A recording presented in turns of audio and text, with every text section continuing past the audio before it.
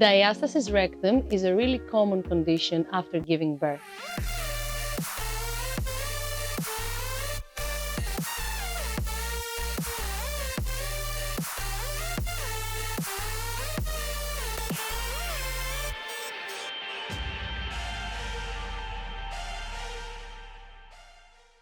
In particular, diastasis rectum takes up to 8 weeks to reduce this gap that is created between your rectus abdominis muscles. So what it is important is actually to know what we can do during those 8 weeks so that we can facilitate the movement of our abdominal muscles, and so that the rectus abdominis diastasis can be reduced quite well, and so that we don't have any issues afterwards. Also, there is ways to see by yourself at your home if you're having diastasis rectum and if you need some help.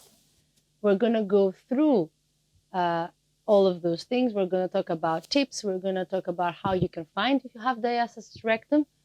So let's start with the tips first. So let's start with what you need to do and what you need to avoid at the first 8 weeks postpartum if you are suffering from a separation of your rectus abdominis muscles. Now, first of all, you need to avoid heavy lifting because you don't have the strength of your abdominal muscles and specifically your lower tummy. You need to be able to do all the movements that you need to do without putting any pressure on your tummy. So what that means is that, for example, if you want to stand up from your bed, you need to come on your side and then stand up. So you need to avoid this crunching position or movement. So we don't do crunches as well. And if you need to stand up from your bed, you're coming in side lying first, and then you're standing up. Also, when you are breastfeeding, you need to hold your baby with the right posture. So try to avoid this posture that we tend to do because of the weakness on our abdominal muscles. So you need to have a good posture when you're breastfeeding.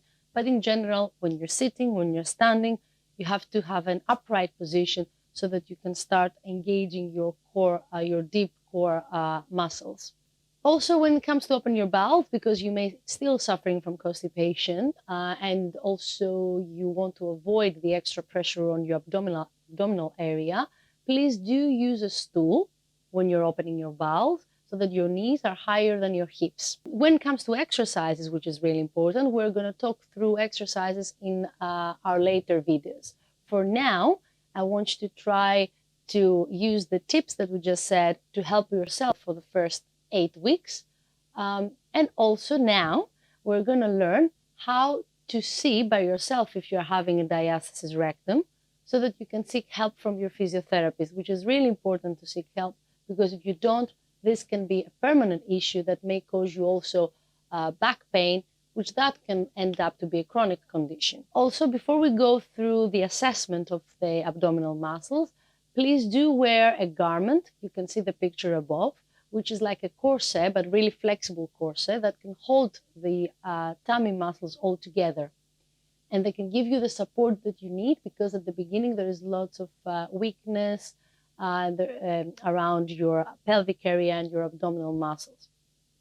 But be aware that if you just do all the tips that I just told you and use the garment, if you do all of those things without doing the exercises that we're going to show you in a later video, then your core muscles will not be strong enough. So again, you will have the same issue. So you have to combine the tips, the garment, and the exercises together to close the gap that it is created after giving birth on your abdominal muscles.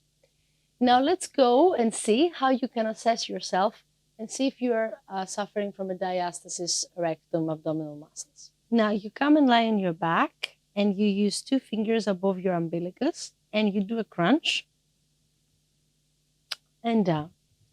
Now when you do the crunch, if there is a gap between your fingers, then you have diastasis rectum. So if we do that again, if there was a gap here, so if my fingers were going deeper, then I would have a diastasis rectum. And then you go below the umbilicus and you do the same thing, because sometimes the diastasis happens above or below the umbilicus. And you do that.